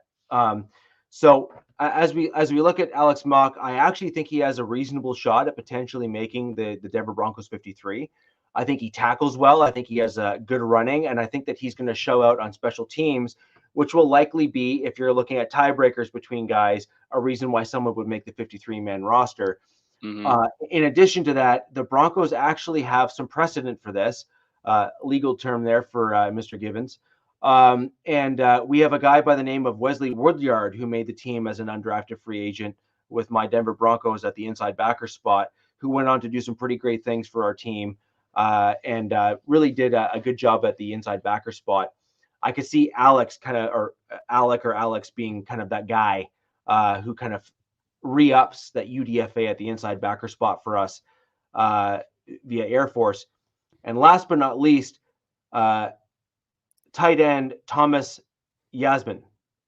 And I believe that's the correct spelling or pronunciation, rather, of the last name. This should not come as a surprise that I like him. He is an Aussie who comes from rugby as a background. For those who follow rugby or know a little bit about it, he is a winger. And in rugby, those are the guys on the outside of the scrum that are typically deemed finishers of a play. So they are the guys that get past the ball last and drive the ball into the end zone, to steal the football term, to score. And so they are typically fast, shifty, and sometimes big. Yasmin is 6'5". That is rare air. That's a rare air for a winger in most schools. A lot of wingers are kind of in like the 6'2", kind of like speedster style mode, like almost like what you would get from, say, like a speedy running back or a speedy kind of like like a heavier wideout who maybe runs like a 4.4 or a 4.5 kind of deal, like an Evan Ingram tight end kind of build. Yeah, exactly, like someone like that. But this guy here is 6'5" and got a little bit more to him in terms of size, but he runs like an Ingram. And so I actually think that he's going to be someone, if I'm going to tell anyone to look out for in preseason, so long as he can stay healthy and continue to develop as a player in the NFL level, I think he's going to be a really, really interesting project.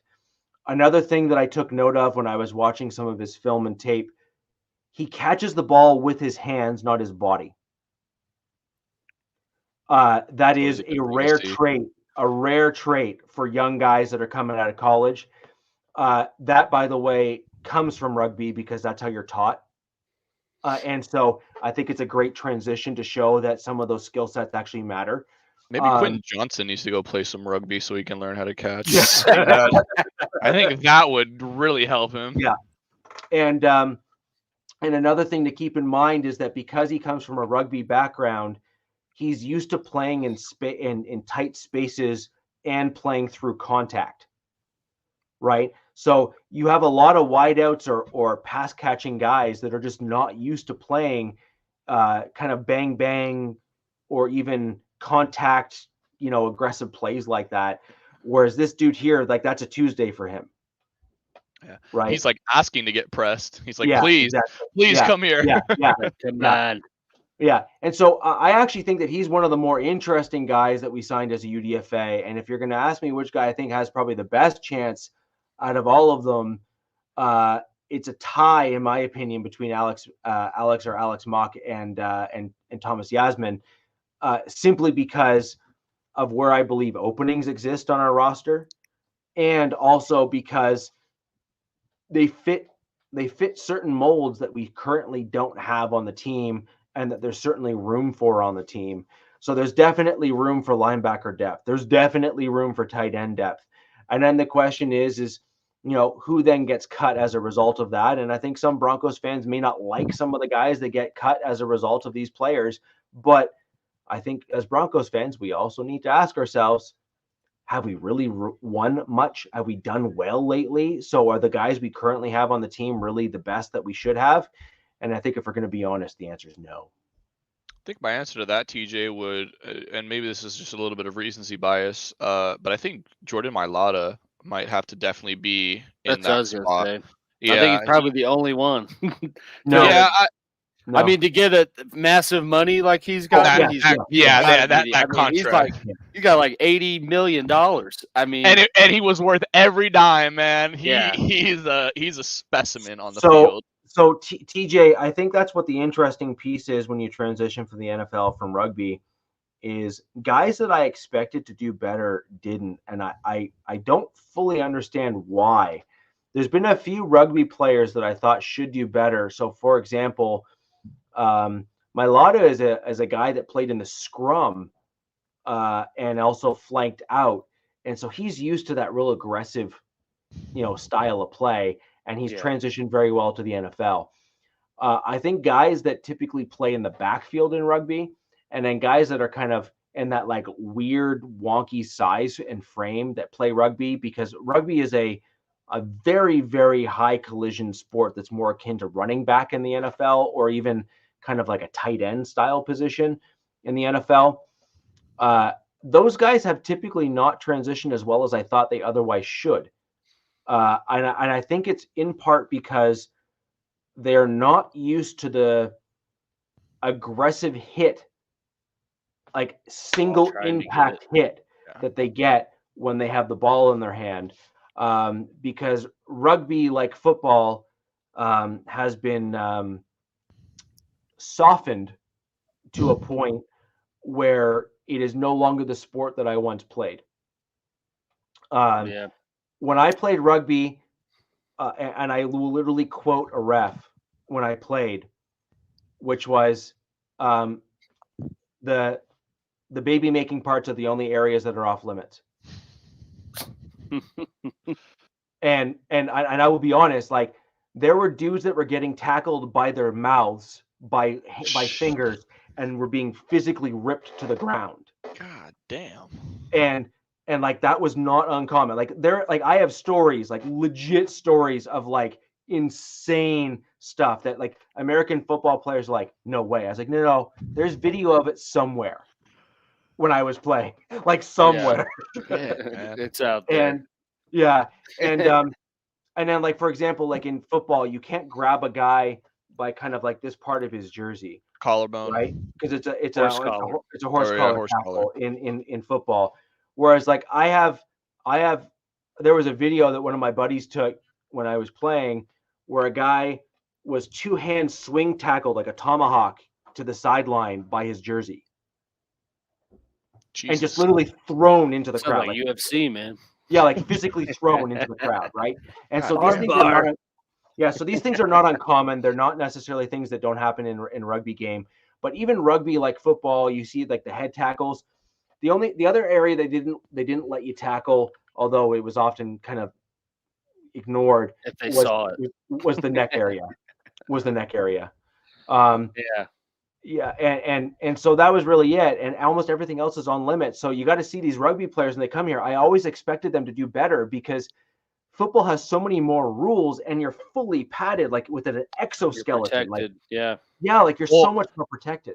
For a lot of those guys, that's the issue with transitioning. They're used to just being in their own skin, their own body, nothing really. They've grown accustomed to taking those hits. So now it's like adjusting to that entire lifestyle of it is, you're getting hit, but it's a different kind of being hit, where it's not just one man, and one man and another man, and it's just, we're gonna, whoever wins.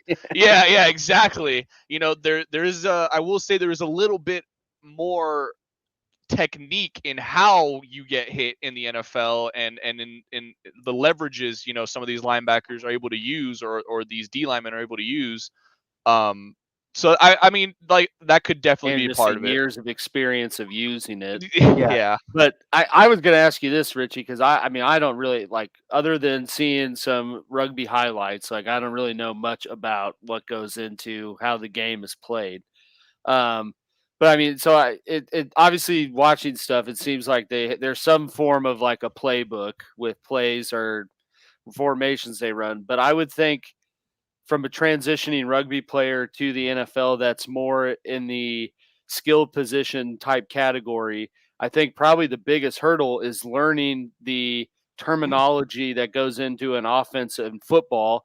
And then on top of just digesting probably a little bit more complex playbook with the amount of, like, if you're talking about a guy that's at running back, or like, the guy the Chiefs got, they're talking about like a tweener running back receiver.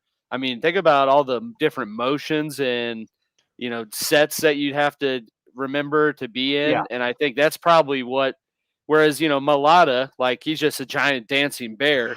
And like, if he knows how to manhandle someone and block, like, they can work around learning the playbook. Yeah. Like, the left guard could just say, hey, don't let him get outside. I got your inside gap. Okay, cool. Then, like, got it. but you think of like a running, like the Luis Zimmett, who the Chiefs have. Like, I mean, it's going to be harder for him to crack the playbook so quickly, get all the terminology down, especially in a Andy Reid offense, and then produce on the field. But and that's why I was curious. One, what, I guess, how much more watered down, if it even is like a rugby playbook to, a NFL offense. And then, what kind of category would you put the guy, like you were talking about, Mulata being in the scrum versus, outside, more running back types? Like, is the guy the Chiefs signed more of like a winger? Or, what? Yeah, he's more in that. He's more in that kind of ilk. He's in that vein of style of player. Okay. Mulata, for example, I played in the scrum. So when you look at the way the scrum is situated in rugby, you have your two props that are at the front. You have your hooker that's in the middle. Yes, in the middle. Oh yeah, I like the sport already. There's some comedy there already. And then I played in the second row. In the scrum, which is just behind the two props. You were the B squad. And so what my position also did was that we were also the ones that were hoisted up for the lineouts to catch the ball when they were being tossed in from the side. And so as soon as I landed on the ground after catching the ball from the lineout, my back immediately got like spearheaded with the dude's head. Jesus Christ. And so it was a unique position, a unique sport, something a little bit different from football, something that you're not familiar with. Let's put it this way. I had multiple people come and tell me, I have a bunch of friends that live in the States, like tons of them. And they all said, dude, you would kill it as a lineman. Like, and I mean, kill it. And then I had another dude that said that because I can catch really well, like one-handed catches and stuff, that because my height and size, I'd probably make a great tight end as well, just because I'm used to blocking. So I can block in line, but I can also flank out and then catch the ball when I need to as well. So tight end is probably the best proxy for like a winger in the NFL, something like that, or a wide out running back kind of combo sort of deal. And that's why you see these rugby guys always try to go to running back or wide receiver or lineman. They don't really fit any other position. The only other spot that I'm very surprised that these guys never transitioned to, because it's actually where I felt the most comfortable when I ever did play football, is I love playing linebacker. I was going to say the same exact thing. I loved playing linebacker. And the one thing that I was really good at when I played rugby was I would square dudes up. Like, I mean, square them up. Ray Lewis hit stick on them. Yeah, I had opposing coaches come up to me and said, "I hope I never play you again." Son. Yeah, I hope I never play you again. Oh, you're scaring dudes up out here. Yeah, because like in rugby, what you typically see in terms of tackles is they use the forward momentum of the opposing player against you. Because in rugby, you don't really care about the yards that you gain after the catch. If you stop them with like a yard or two, that's really not the end of the world. In football, every yard counts, right? So you want to stop them dead and not have them move forward. But in rugby, if they get that extra yard, it's not that big of a deal. However, what I used to like to do is I said, well, I can absorb the hit. I don't care about that. I want to make sure you feel pain. And you sound like Shannon Sharp. Yeah. I want to make sure you feel pain. Like, I don't want you coming up against me again. In fact, I want you, when you see me, to say, "Oh crap," right? And so, again. I'm gonna rip your head off. Yeah. So I used to square a guy up, and I used to get the guy here, and then so I would go real low, and then I'd lift the guy clear up, and then drive them into the ground. Jesus. Yeah. And when you got to think, when you're running at like full clip, and so at That transition is pretty good to linebacker. Yeah, that's basically a linebacker play, right? Like, so I always loved playing linebacker when I played football because I felt that was a position that I was comfortable with, and I felt that I could wrap a guy and just drive them in, which is more of a football play. Do you think it's more of the covering aspect of playing linebacker? Do you think that gives them some issues? Because I feel like in the play, no, they run what Alex the said. show. I mean, they got it. No, it's what Alex said. Rugby is more predictable. Rugby is far more predictable. So when you come out of the scrum, the ball comes out to a predictable spot. It's either going right or it's going left. It's like, that's it. Like you have two choices, right? And there's a few trick plays that happen. So for example, you can sometimes kick it directly out to your winger and have them run it down the sideline. It doesn't happen very often, but sometimes it does. Or your flank, sometimes it comes out that way. But in rugby versus football, and this is very applicable to you, Alex, and frankly, I think a little bit applicable to Thomas Yasmin that I was just talking about, is everything in rugby is generally predictable. So the question that becomes is, how are you running your crossing passes? That's where the playbook comes in.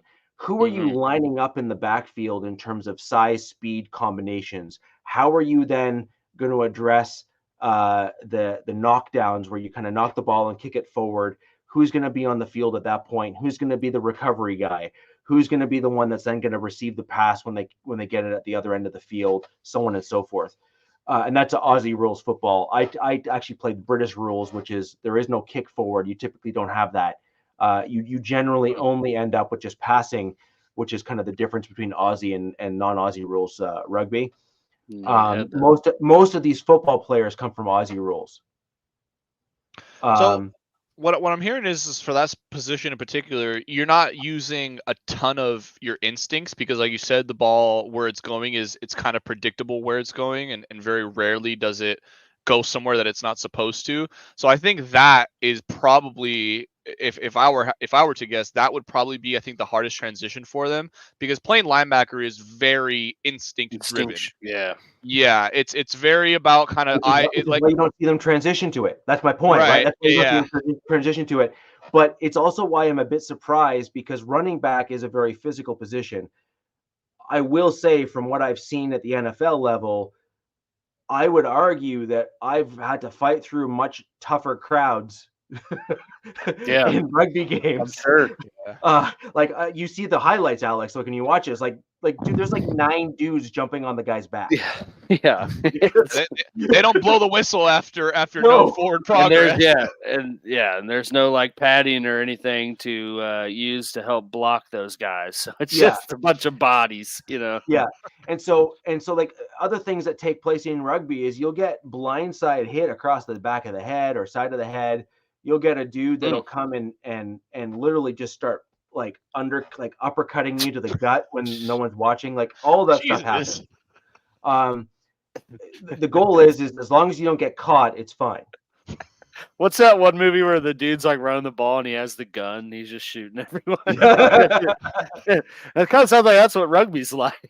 No, but there's a lot of stuff that you just don't see on camera, right? But it doesn't mean it doesn't happen. It just means you don't see it on camera, and it does happen. And so that's why I'm always surprised that like running backs don't do better as a transition to rugby, because to me that would be that's like a natural transition from A to B. Wide receivers as like punt returners and stuff, I always see as a natural transition from one sport to the other. Those sorts of things. I totally agree though. Like a linebacker in the NFL level, you have to have those instincts. But at the same time, if I can absorb a hit, then at some point, I think we're going to see a rugby player transition to a linebacker, and they're going to be a pretty special player just because they're wired different. Well, that's why they're just wired. Like they are insane. Like they are absolutely 100% crazy town. That's why I would thought they would transition well to the D line, because it's all about, like you said, you're straight moving people trying to go and tackle somebody else, the quarterback. So I feel like they're not big enough. Yeah, that's they're not big enough. You basically got 5 mulattas who all have 15 plus years of experience blocking. Here's the problem: they have the strength, but they don't have the weight, the leverage, because they're always running. And so the problem is you end up the fitness level that's like through the bloody roof. Like, you got to remember, you're getting a dude like this guy here, Thomas Yasim, is 6'5" and like 270 pounds, and he probably runs like a 4.5. Jesus Christ. Yeah, it's good. Right. And so you're like, oh my gosh, like that is insane. And you're right, it is insane. It's absolutely nuts. But the problem is that the guys in the scrum are like 6'4", 6'5", but they're like 295, and they all run 4.5, 4.6. Right, all of them, every single one of them. And that's the problem, is that they don't have the weight. They don't have the physical, like the rugby dudes are built different because they have to still run. They can't just sit there and throw dudes off the ball. They have to be able to run as well. Yeah.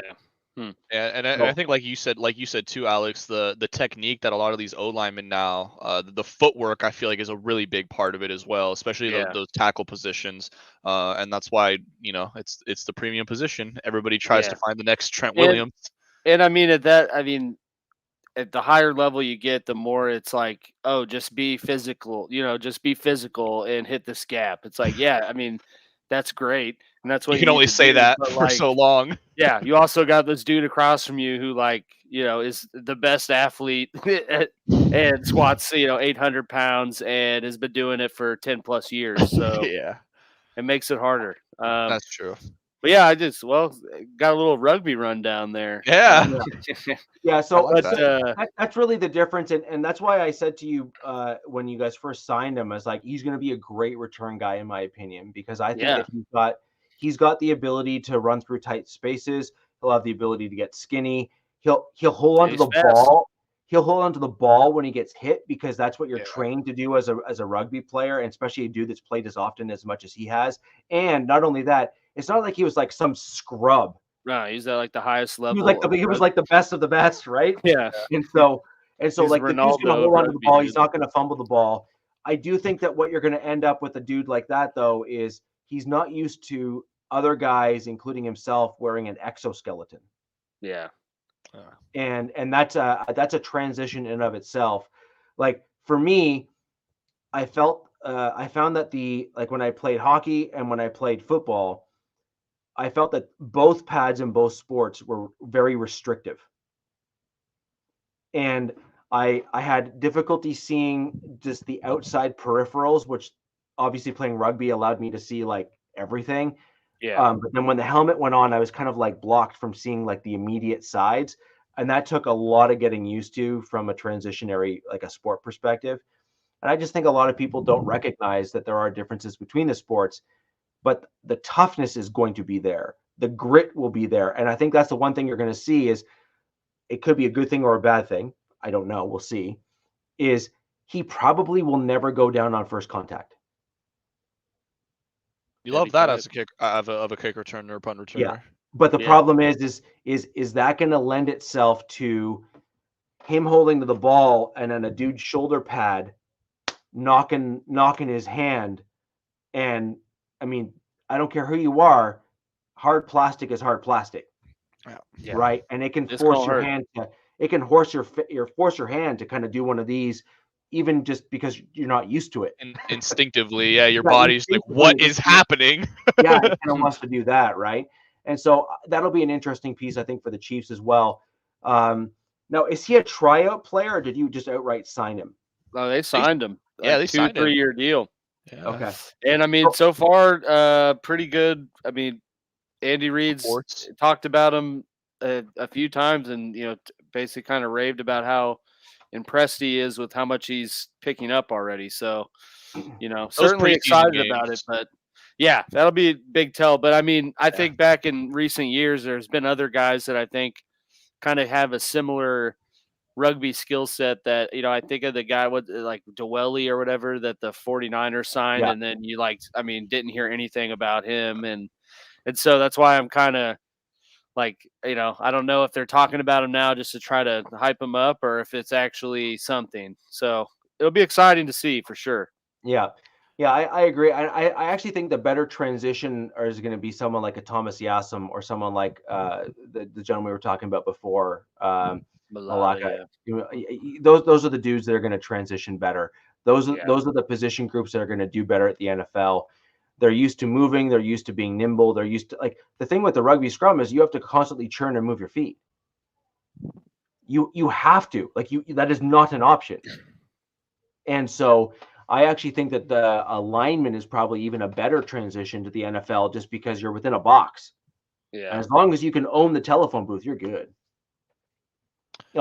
So with regards to the Raiders, we did get Cowtown. He put a name up here, which then I looked him up, and he certainly seems like a pretty exciting UDFA. Dwight McLaughlin. No. Oh.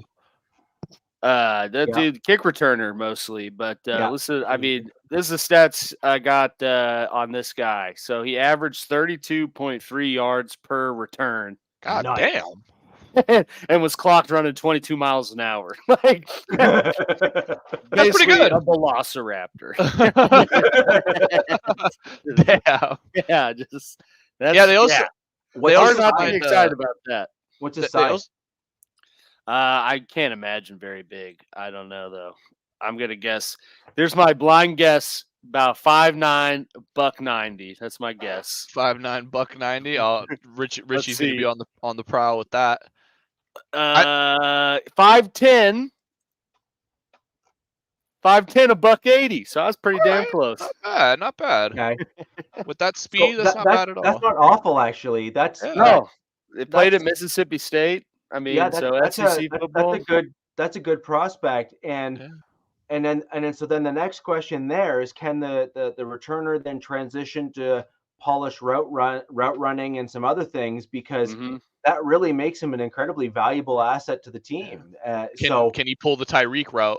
Yeah, exactly. Right? Yeah, exactly. So I agree, actually, Cowtown. I think that's a great pickup for you guys, and you hope that your coaching staff can develop him into something a little bit more. With the new kickoff rules, certainly, I think intriguing for that, because I honestly think, just with the unknown, like just how new that's going to be, like we're going to see an uptick in kick returns, and that kind of become a more, like, I know we talked about it when I think we talked about the rule, like back in the day, it seemed every team kind of had a dude that was like, receiver, but he was more there to just return kicks, and you could see it when they return kicks.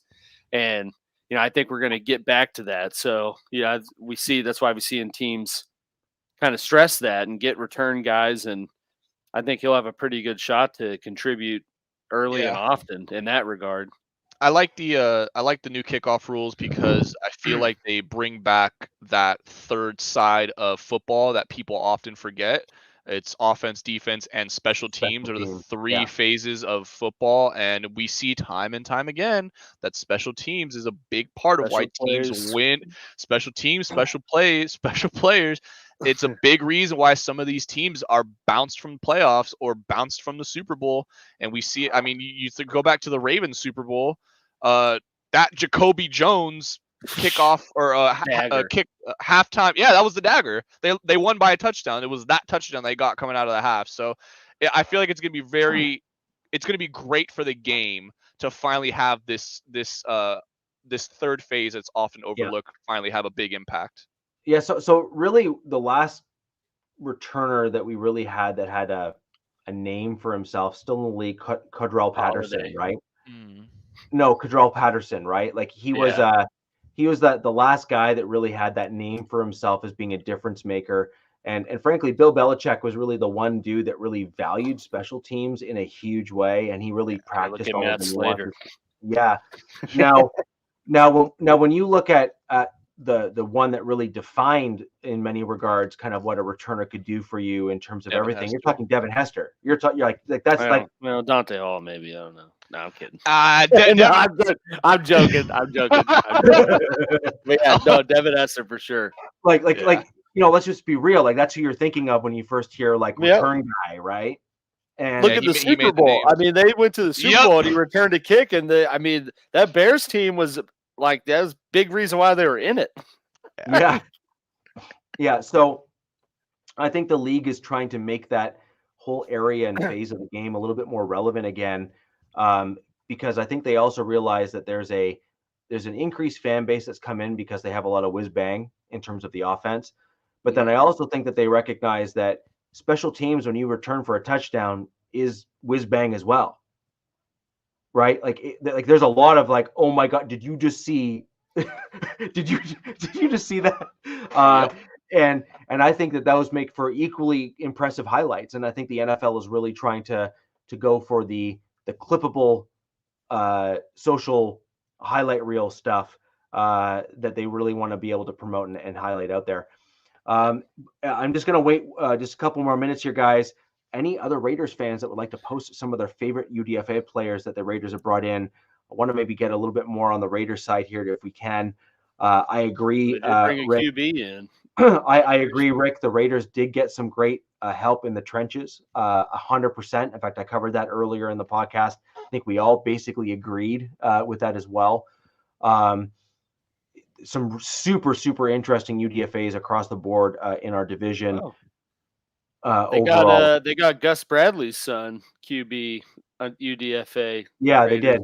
Yeah. Okay. So I mean, another legacy pick.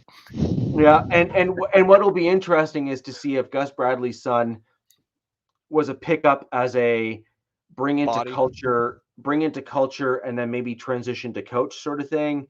That could be an interesting option for someone like that, because a QB has got kind of the knowledge of the entirety of the field, and that can be a really interesting transition for someone that might not necessarily make it the NFL level, but has the IQ, like the football IQ, to, really be able to eye and coach and kind of drive things forward.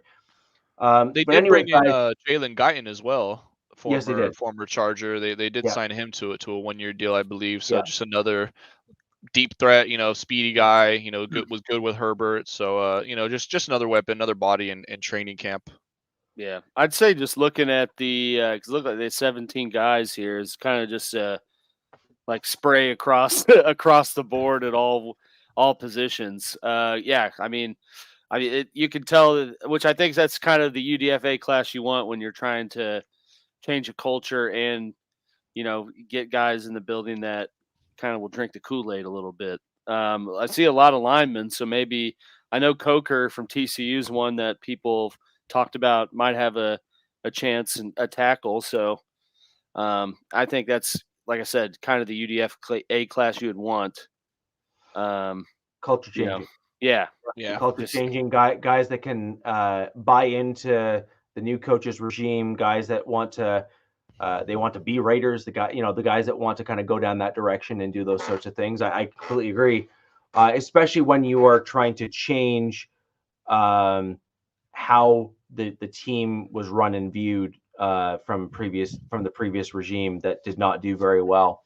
What will also be interesting, just because obviously I have some unique experience as a Broncos fan, having also had McDaniels fired from my team, is the interesting piece that McDaniels had in Denver was, while he didn't do well at the end, a lot of his players actually did do well when they transitioned into the coach that came behind him, which kind of almost goes to show we already kind of saw it too. Yeah, which kind of goes to show that it's not necessarily that McDaniels was maybe a poor talent evaluator overall. I think he actually could pick some guys that were actually okay. However, he just didn't know how to coach them and fit them into a system, right? And so I find that really interesting, that, it'll be very, very interesting from my perspective to see how many of McDaniels' regime picks are retained by the Raiders and then go on to actually be excellent football players within the new regime, because the Broncos saw a fair amount of that. Well, I know you've mentioned before too that that 2015 Super Bowl, some of those key pieces were McDaniels' building blocks. So they were. They were. I think McDaniels' thing is he's just not he can't vibe with his players. You can just see, Yeah. like, I remember reading a thing that it was I think it was the Denver players talked about how, like, at the end of camp he brought in an ice cream truck and, like, thought that everyone would think that was the coolest thing. It's like, dog, these are like 20-plus-year-old grown men, like, that make millions of dollars. Thinking ice cream truck's really gonna do that for you? Oh, hell no. Yeah. So that's my point, right? Is that it's I think there were some pieces that the regime got rid of, which I actually think they did a good job to remove from the building, because I think there were some challenges there. I think in terms of how they were gelling with the team, and that's and one thing we can all get on board with. I agree. Not a good coach. I think he's not a great coach, and not everyone is fit or is meant to progress to the next level in the NFL coaching kind of tree hierarchy structure. Some people are the Belichick tree. Yeah, some people are just meant to be carried by Brady their entire careers. Well, there's that, or there's the fact that some guys are just better suited to sift through the details and not be a leader of men, like the leader, like the guy be the voice followed. Yeah. So, and I think there's some people that are like that, and I also think there's some guys that are better suited for veterans as opposed to rookies and younger guys. I think there's some people that have incredibly complicated systems and complex systems with a lot of nuance and all that sort of thing, and I just think they're not meant for younger rookie guys, because the rookies are having to learn. And if those guys that have all this complex verbiage and all the other stuff, you can't transition to a young guy. Yeah, this times 100, Rick. Yeah, it's gonna be. I was thinking about this the other day too. I'm so excited for camp to start. I'm so excited to see the new look of our teams, kind of seeing how they mesh. What I'm not looking forward to, and I know it's bound to happen, and you just knock on wood and hope that it's really any major pieces. The injuries, sadly, will start coming, and obviously as we go along with the pod and we go through training camp and all that, we'll talk about them. But this is probably the most optimistic any of us will look, because right now all our teams are 100% healthy, and all the potential is still on the table until eventually our hearts and souls are ripped out by the football gods. But until we get there, we're gonna enjoy this elation. Yeah. So we've kind of covered all the UDFAs, and we're gonna start drilling down into some other elements of our teams, including where these players fit. We'll get some information from the rookie camps that are going to start coming out over the next few weeks, and obviously one of our teams has already had theirs and whatnot, and so we're going to get some interesting information that is going to come from that. We're going to go through camp and OTAs and all that other kind of stuff, and the lead into the preseason, and a whole bunch of really interesting things. And until we start getting into those weeds, we will have some fantastic content, including a look ahead to some of our upcoming opponents. We're going to want to discuss to see how our team maybe fits against those opponents and all that stuff. My understanding, for all those who are still with us live, I appreciate you. Thank you. Click those like buttons on each of our videos. It helps us reach more people just like you. And if you have any comments or questions, leave them down below. We'll do our best to circle back and get those answered for you as well. My understanding, guys, is Wednesday next is when the schedule gets released proper. And so I think that'll be an interesting schedule show. Yeah, that'll be a real interesting thing to kind of break down and discuss, kind of go over how the teams look and how we stack against others and all that kind of stuff. But until next week, where the West Side is the best side. Peace.